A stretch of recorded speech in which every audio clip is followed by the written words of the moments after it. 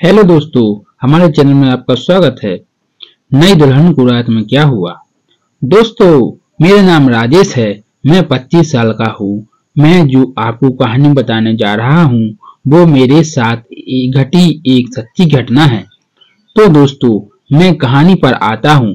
मेरी शादी हुए कुछ ही दिन हो गए तो हमें बड़े घर की जरूरत थी, क्योंकि मेरे छोटे भाई की शादी होने वाली थी।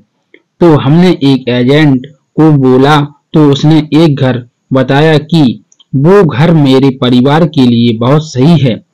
मुझे वो घर पसंद आ गया और मैंने जल्दबाजी में एडवांस भी दे दिया और हम सब उस घर में जल्दी ही शिफ्ट हो गए। पहले दिन मेरी वाइफ कुछ सामान साफ कर रही थी तो अचानक उसके सामने से कोई औरत गुजरी। उसने समझा माँ है, लेकिन थोड़ी देर बाद ही माँ का फोन आया तो उसने सोचा कि माँ मेरे सामने अभी छत पर गई हैं, तो फोन किस लिए किया होगा। फिर उसने बिना फोन उठाए छत पर चली गई और चेक करने लगी तो वहां कोई भी नहीं था। फिर वो तुरंत नीचे आकर मम्मी को फोन लगाया कि आप तो ऊपर छत पर थे, पर आप कहाँ चले गए।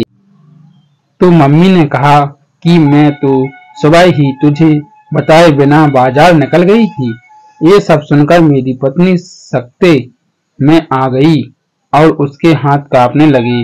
शाम को जब मैं घर आया तो मुझे मेरी पत्नी ने सब कुछ बताया। तो मैंने कहा कि ये सब तुम्हारा सिर्फ वहम है। दूसरे दिन मम्मी रसोई में आलू साफ कर रही थी तो पीछे से किसी ने मम्मी के बालों को खींचा।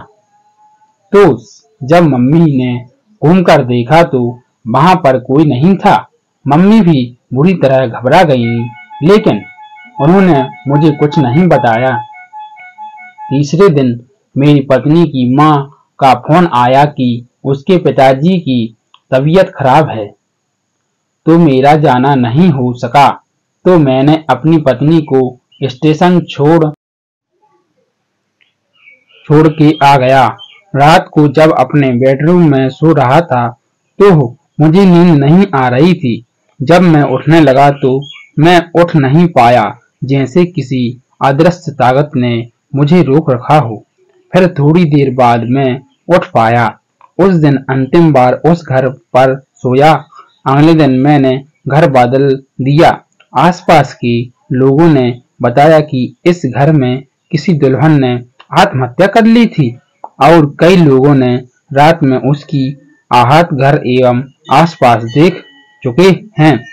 उसके प्रभाव को कम करने के लिए पूरे मोहल्ले में मंदिर बने हुए हैं, इसलिए उसका प्रभाव अब सिर्फ घर तक ही सीमित रह गया था।